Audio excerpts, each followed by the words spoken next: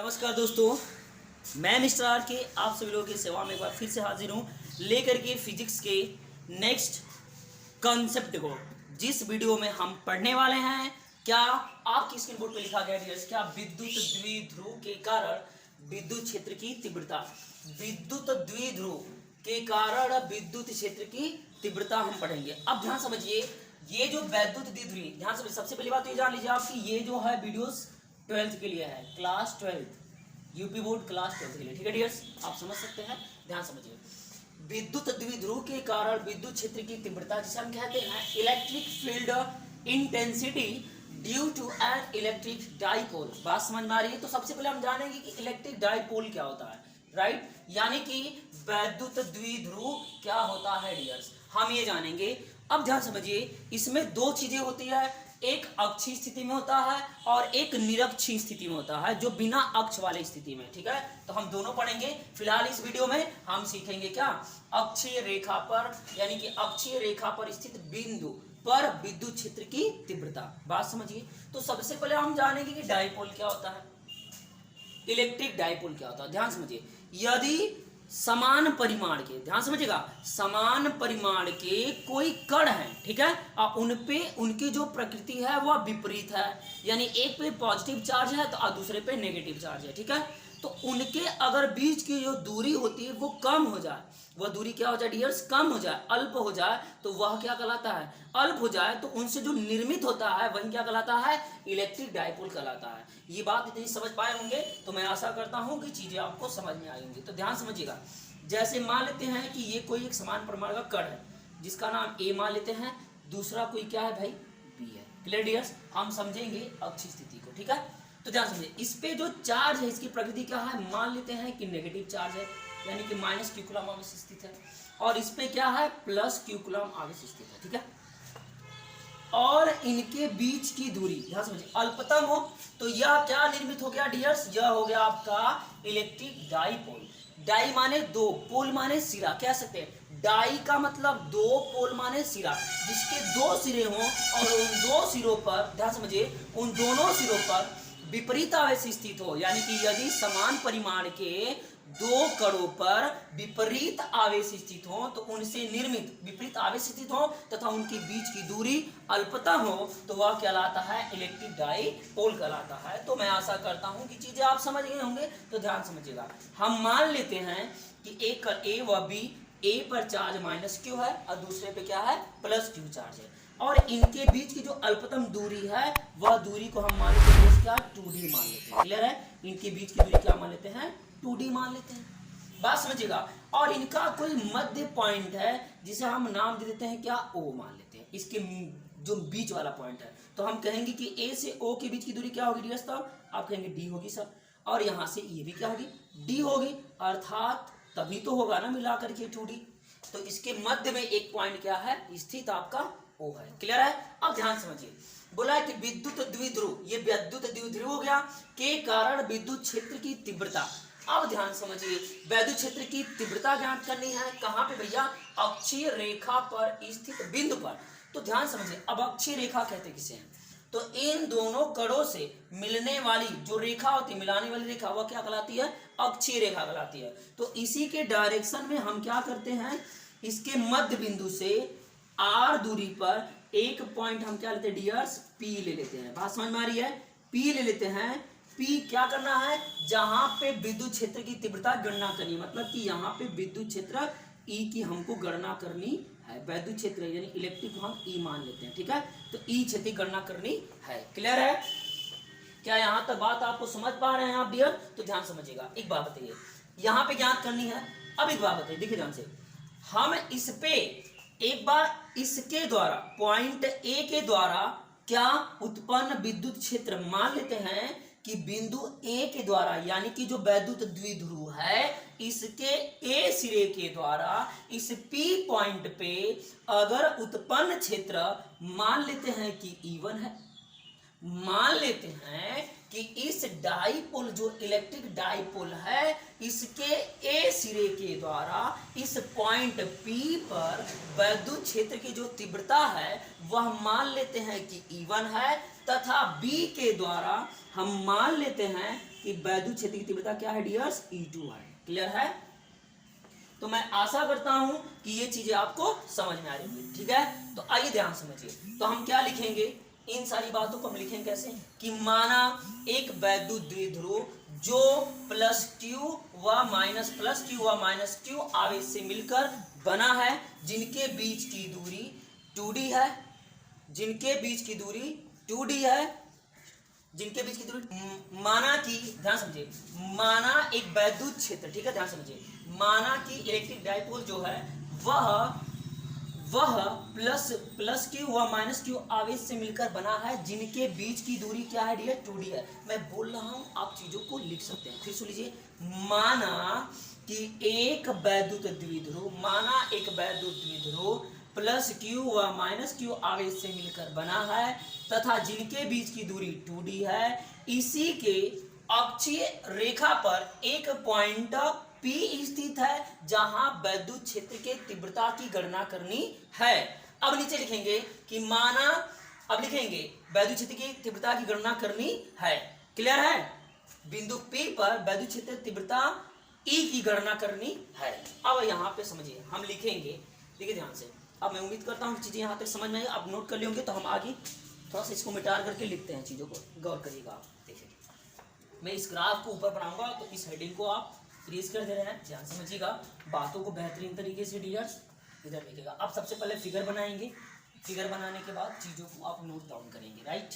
तो आइए देखिए ध्यान से, हम चलते हैं आगे की ओर बढ़ते हैं। देखिए, हमने क्या बोला आपसे, हमने ये बताया कि हम लिखेंगे बिंदु ए अर्थात -q का बिंदु ए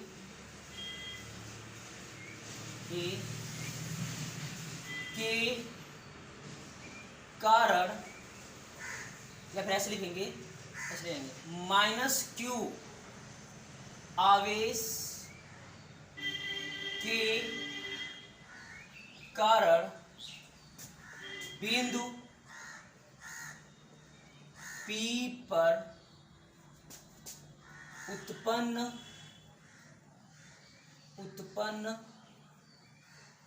वैद्युत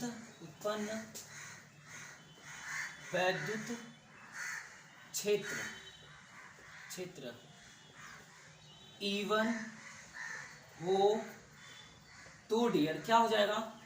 अब एक बात बताओ मुझे, तब यहां पे काम क्या करेगा, A और P ये 2 पॉइंट हो गए, A और P 2 पॉइंट हो गए। तो आप पढ़े होंगे, हम आपको अपने पहले वीडियो में बताए थे डियर्स, क्या कुलाम के यानी वैद्युत बल का नाम आप सुने थे। वैद्युत बल यानी कुलाम के आवेश का नियम मैंने बताया था कि जब कोई 2 पॉइंट है और इस पे क्या है चार्ज, इन पे, तो इन पे क्या लगता है, 2 बल काम करता है। क्या एक बल काम करता है, आकर्षण व प्रतिकर्षण बल काम करता है। तो वह नियम क्या था, F = 1/4 pi F sin not Q1 × Q2/R²। तो ध्यान समझिएगा डियर्स, यहाँ पे चीजों को हो क्या जाएगा, P के लिए लेंगे आप, तो P के लिए जो कंटेंट बनने वाला है वो क्या बन जाएगा, इधर देखिए, चार्ज क्या है, माइनस है, बट हम चार्ज क्या लेंगे, Q को लेंगे। Q कुलाम का आवेश स्थित है, तो हम डायरेक्ट करेंगे पॉजिटिव, ये देखिए पॉजिटिव लेंगे क्योंकि इसके द्वारा स्थित है। -q आवेश का बिंदु P पर उत्पन्न वैद्युत क्षेत्र की तीव्रता, तो हम क्या लिखेंगे, E1 =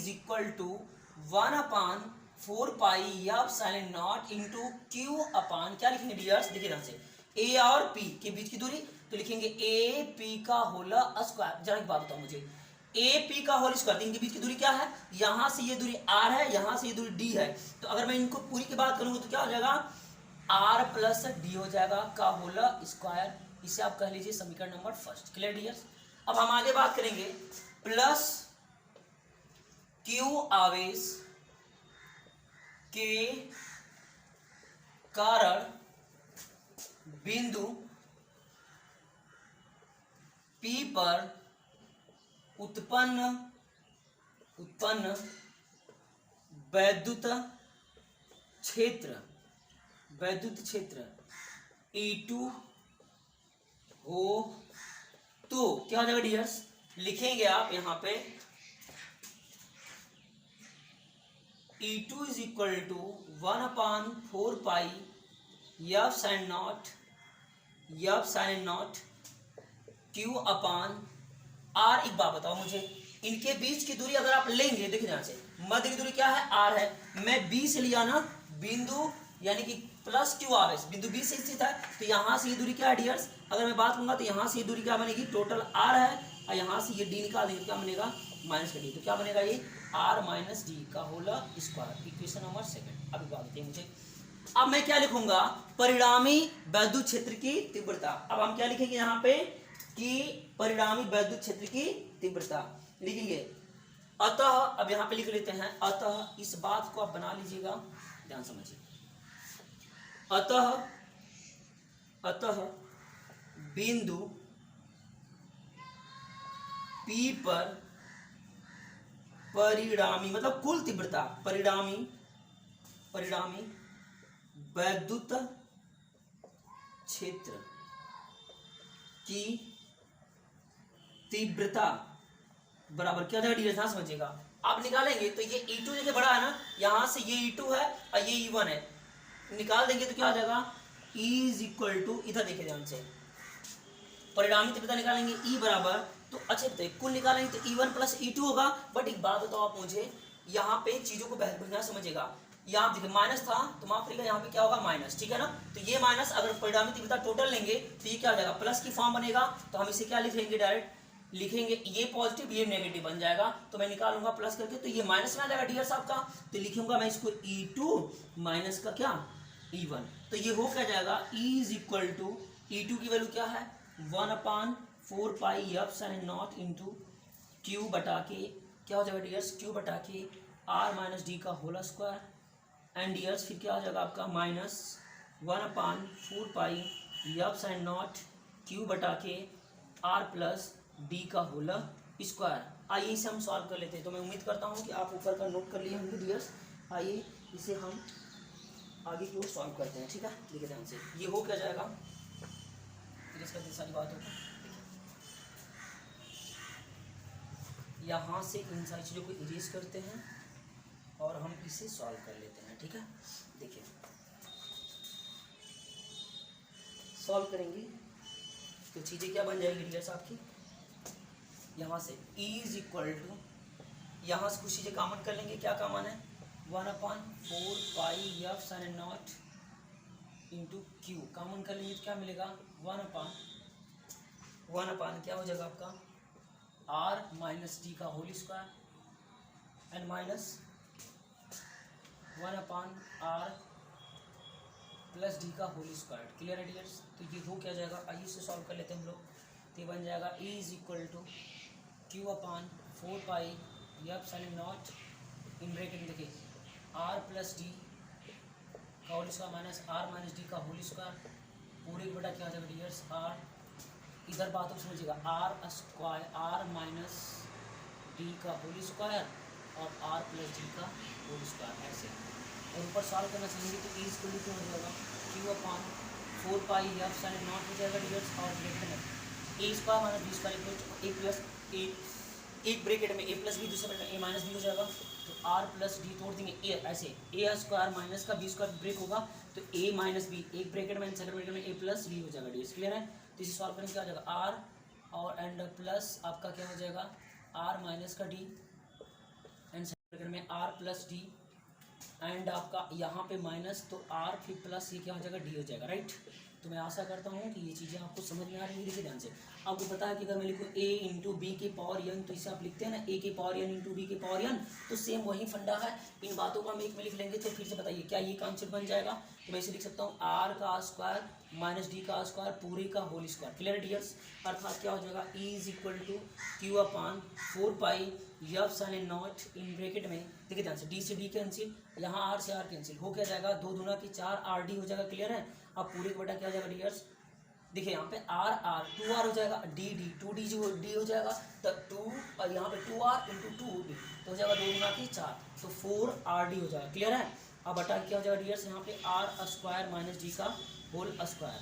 बातों को समझ पा रहे हैं, तो मैं आशा और उम्मीद के साथ ये बातें आपसे जानना चाह रहा हूँ कि ये चीज़ें आपको समझ में आ रही होंगी डियर्स, ठीक है। आइए बढ़ते हैं आगे की ओर। इधर देखिए, अगर मैं आपसे ये बात कहूँ कि सपोज करिए कि अगर यह वैल्यू बड़ी हो जाए, यहाँ पे नेगलेक्ट में कम की बात कर लेता हूँ, ठीक है। मैं यहाँ से आपसे बात करूंगा कि द्विध्रुव के लिए क्लियर है, आपको पता होना चाहिए डियर्स। क्या यहाँ पे देखिए ध्यान से, एक बात और है यहाँ पे समझ ध्यान से। अगर मैं लिखूँ E इज इक्वल टू तो क्या हो जाएगा 4, देखिए ध्यान से मैं लिखूंगा इसको 1/4 pi F sine naught into, देखिए ध्यान से, इंटू 4QRD बटा के क्या हो जाएगा QRD बटा क्या हो जाएगा डियर्स, यहाँ पे R² माइनस D का स्क्वायर। बातों को समझिए ध्यान से, बातों को समझिए। यहाँ पे आगे हम चलते, देखिए ध्यान से, देखिए यहाँ समझिए ध्यान से दोस्त। इधर देखिए, आपको एक चीज़ पता होना चाहिए, आपको पता होगा कि जैसे कि आप वैद्युत द्विध्रुव आघूर्ण का जो फॉर्मूला होता है वो P बराबर क्या होता है 2QD होता है, ठीक है, 2QD होता है डियर, ठीक है ना। तो ध्यान समझिएगा, हम यहाँ पे इन चीज़ों को लिख सकते हैं क्या, E is equal to 1/4 pi F sine naught into, देखिए 2 इंटू, इसे लिख सकते हैं आप क्या, देखिए 2 इंटू, मैं इसको R को ऐसे लिख दूँ और यहाँ पे लिखता हूँ 2QD, ये बात है। तो 2QD बराबर क्या है P है, तो अब बटा क्या हो जाएगा डियर्स R², यहाँ पे इसका होल स्क्वायर छूट रहा है, ध्यान समझिएगा, बातों को समझते रहिए, सीखते रहिए और देखते रहिए आगे मैजिक में, ध्यान समझिए, का होल स्क्वायर जगह डियर्स। अब आगे हम बात करेंगे इसके, तो E इज इक्वल टू क्या हो जाएगा, इधर देखिए गौर करिएगा 1/4 pi F sine naught into 2R into क्या हो जाएगा P हो जाएगा, तो 2PR कह सकते हैं, यहाँ पे 2RP पूरे बेटा, यहाँ पे क्या हो जाएगा R² माइनस D का होल स्क्वायर। एक बात ध्यान समझिए डियर्स, यहाँ पे जो D होता है वो उपेक्षाकृत मान लिया जाता है, मान ये लिया जाता है कि R की तुलना में, अभी आपने पढ़ा था कि जो वैद्युत द्विध्रुव आघूर्ण होता है, यानी जो वैद्युत द्विध्रुव था, इलेक्ट्रिक डाइपोल था, उनके बीच की जो दूरी होती है आवश्यक की बहुत अल्प होती है, बहुत कम होती है, मतलब नथिंग के बराबर होती है। तो यहाँ पे हम इसलिए इस D को हम नथिंग के बराबर मान सकते हैं कि ये उपेक्षाकृत माना जा सकता है, अर्थात हम कहेंगे कि D is very very less than R, clear है डियर्स, अर्थात ये क्या हो जाएगा उपेक्षाकृत माना जा सकता है। तो हम D को यहाँ पे फिनिश कर लेते हैं, तो ये हो क्या जाएगा E is equal to 1/4 pi F sine naught into 2PR बटा के, यहाँ पे बताइए R मिलेगा, R² का होल स्क्वायर करेंगे ऐसे, जब वो खत्म हो जाएगा तो ऐसे बचेगा ये, तो ये हो क्या जाएगा आपका E is equal to 1/4 pi F sine naught into, देखिए 2PR बटा के R के पावर 4, इसे कैंसिल हो जाएगा, एक घात तो बचेगा 3, मतलब E इज इक्वल टू क्या हो जाएगा डियर आपका 1/4 pi F sine naught into 2P बटा के R की पावर 3 बनेगा। दिस इज, कह सकते हैं कि यही कंटेंट है आपका। यह किसके लिए काम करता है कि आपको ज्ञात करना हो कि वैद्युत क्षेत्र की तीव्रता के बारे में, तो ये क्या हो जाएगा डियर साहब आपका यह बनने वाला है किसके लिए, जब अक्षीय रेखा पर कोई पॉइंट स्थित है तो उस बिंदु पर उत्पन्न वैद्युत क्षेत्र की तीव्रता। तो मैं उम्मीद करता हूं और मैं आशा रखता हूं कि आप चीज़ों को बेहतरीन तरीके से समझ पाएँ। अगर आपको कोई डाउट हो रही डियर्स तो आप कमेंट करना ना भूलें, क्योंकि हमारी पिछले वीडियो में भी आपसे एक बात हम जरूर आपसे कहेंगे कि आप कमेंट नहीं करते हो भाई, क्यों, ऐसी क्या स्थिति है, समझ नहीं आ रहा है। अगर आपको समझ आ रहा है या नहीं समझ में आ रहा तो कमेंट जरूर करिए, ताकि मुझे पता चले कि मुझे आपके लिए फिजिक्स का वीडियो लेके आना चाहिए या नहीं लाना चाहिए। ये बात आप जब मुझे कमेंट बॉक्स में कमेंट करके बताएंगे डियर्स, तभी मैं आपको लोगों के लिए लेके आने वाला हूँ। दूसरी बात ये भी है कि अगर आपको इस प्रकार की वीडियो चाहिए तो आप कमेंट बॉक्स में कमेंट करके जरूर बताएं, ताकि मैं और भी बेहतरीन लेकर के आपके सामने रिप्रेजेंट हो। तो डियर्स मैं उम्मीद करता हूँ कि चीज़ें आपको समझ में आई होंगी। अगर कोई दिक्कत है तो कमेंट बॉक्स में कमेंट करके जरूर बताएं मुझे, और हम आपसे मिलेंगे अपने नेक्स्ट वीडियो में। तब तक के लिए bye bye, take care and thanks for watching.